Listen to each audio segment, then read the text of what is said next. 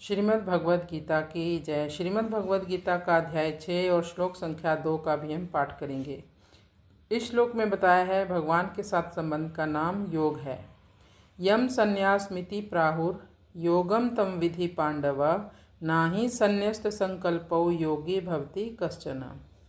यम संन्यासमिति प्राहुर योगम तम विधि पांडव नाहि संन्यस्त संकल्पो योगी भक्ति कश्चन।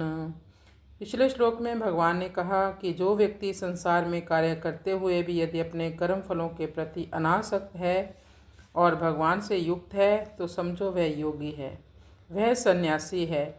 इस श्लोक में भगवान कहते हैं कौन ऐसा है जो योगी नहीं बन सकता, क्योंकि योग साधन में सबसे ज़रूरी क्या है?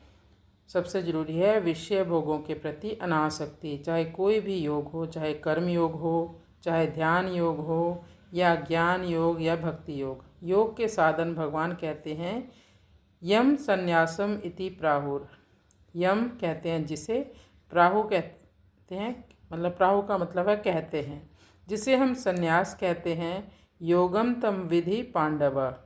अर्जुन का एक और नाम पांडव भी है क्योंकि वो पांडुपुत्र हैं। भगवान कहते हैं हे पांडुपुत्र, जिसे संन्यास कहा जाता है उसे ही तुम योग जानो। ना ही संन्यस्त संकल्पो, यहाँ पर संधि है दोनों अक्षरों में, संन्यस्त संकल्प, संन्यस्त, क्योंकि एक्चुअली यहाँ दो शब्द हैं, असन्यस्त और संन्यस्त। जिसने त्याग दिया वो है संन्यस्त, जिसने त्यागा नहीं वो है असन्यस्त। क्या नहीं त्यागा? संकल्पो।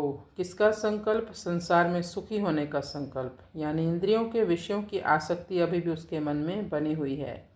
अभी भी वो योजना बना रहा है कि मैं संसार में सुखी हो सकता हूँ,